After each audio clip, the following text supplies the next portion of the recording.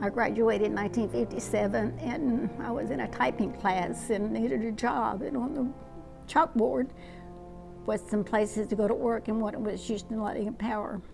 So I applied for the job, and I made it. That summer, Vic was subbing for somebody that was on vacation, and he tells a story about how he walked across this great big office room, and he says he tripped over a chair, but I have no idea. I did not see that. His boss introduced us, and the first date I had with him, it scared me so bad because I figured that was the man I was going to marry. We met in '57, summer of '57, and married in March of 1958. When it got time to go get the marriage license, he couldn't go get them. So my dad went and got the marriage license, and I went with my dad, and my dad he put his hat over his heart, and he raised his right hand and swore that I was old enough to get married.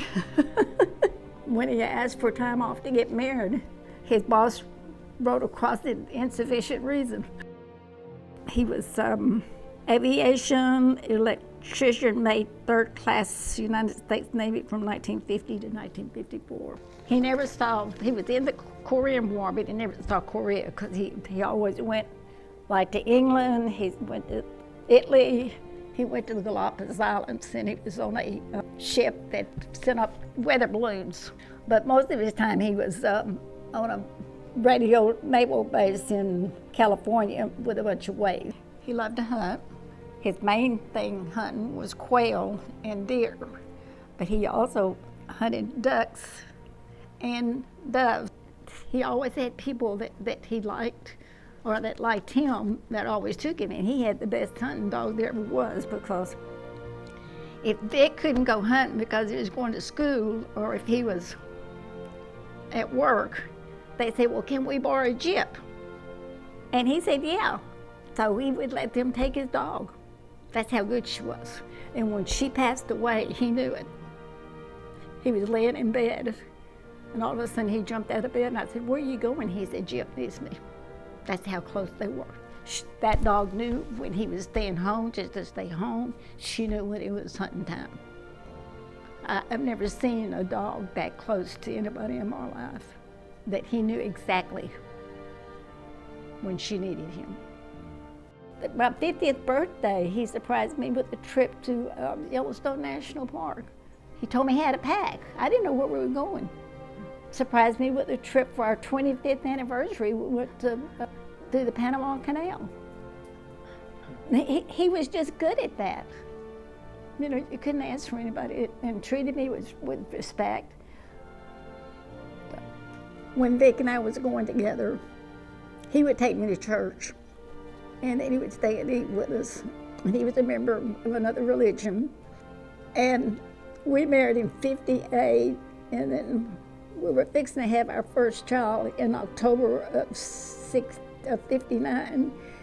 And then one Sunday morning in June of 1959, he walks down front. And I'm sitting there in awe, because it was his decision, it was nobody else's. He loved making bluebird boxes. That was some of the things that was really hard for him, for me to not let him out in the garage and to do the things, but he just failed too many times out there. And Julia even would go out there, and she's like her dad, she's very talented.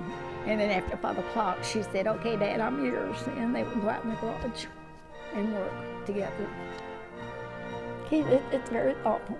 Him and I, most men do the yard work, and I had people in the neighborhood, they said, the house is mine and the yard is my husband's, and that's not the way Vic and I did. We did the yard together, and he helped me clean the house. Water skied together, but every time we went, water skiing, we just always just get up and go to a little church. So, but we had a good time with the kids. He taught me how to flounder and how to fish, and taught the kids how to fish. Vic liked to take stuff apart and then put it back together. I couldn't ask for a better husband.